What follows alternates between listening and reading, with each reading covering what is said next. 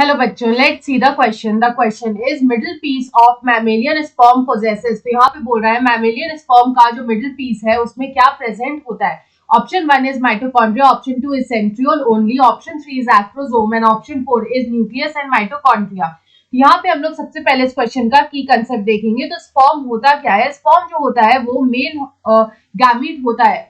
तो यहाँ पे हम लोग बोलेंगे sperm is the male gamete, और ये जो मेल गैमीट होता है विच इज द स्पर्म, इसमें मेन यहाँ पे 4 पार्ट्स हमें देखने को मिलते हैं। There are 4 main parts. तो first is the head, then second is the neck, third is the middle piece and the fourth part is the tail. तो यहाँ पे ये 4 जो मेन पार्ट्स है वो हमें देखने को मिलते हैं in a mammalian sperm which is the male gamete. तो यहाँ पे हम लोग फर्स्ट बात करेंगे अबाउट द हेड।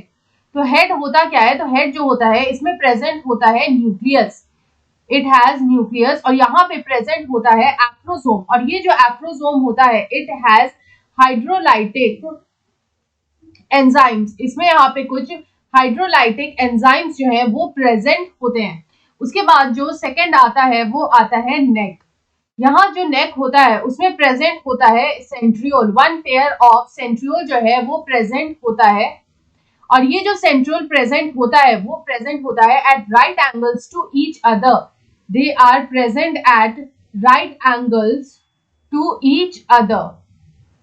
उसके बाद जो यहाँ पे थर्ड पार्ट आता है वो आता है मिडिल पीस। तो यहाँ पे जो मिडिल पीस होता है ये सबसे ज्यादा एनलार्ज पार्ट होता है of the sperm because of the presence of mitochondria. तो यहाँ पे प्रेजेंट होता है माइटोकॉन्ड्रिया, और ये जो माइटोकॉन्ड्रिया प्रेजेंट होता है ये होता है स्पाइरली अरेंज्ड। ये जो माइटोकॉन्ड्रिया होता है ये होता है यहाँ पे स्पाइरली अरेंज्ड। तो हम लोग बोल सकते हैं कि ये स्पाइरली अरेंज्ड होता है द माइटोकॉन्ड्रिया, और इस माइटोकॉन्ड्रिया की वजह से ही जो है इसको एनर्जी मिलती है फॉर द मूवमेंट। तो this mitochondria it provides energy, it provides energy for the movement of the sperm. Sperm के मूवमेंट के लिए जो एनर्जी प्रोवाइडेड होती है वो होती है बाय दिस माइटोकॉन्ड्रिया। उसके बाद जो लास्ट पार्ट आता है वो आता है टेल।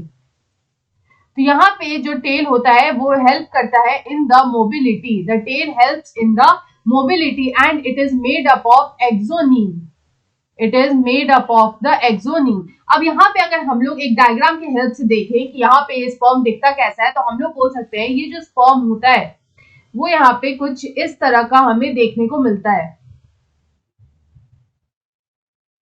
ये एक रफ डायग्राम होगा ऑफ द स्पर्म।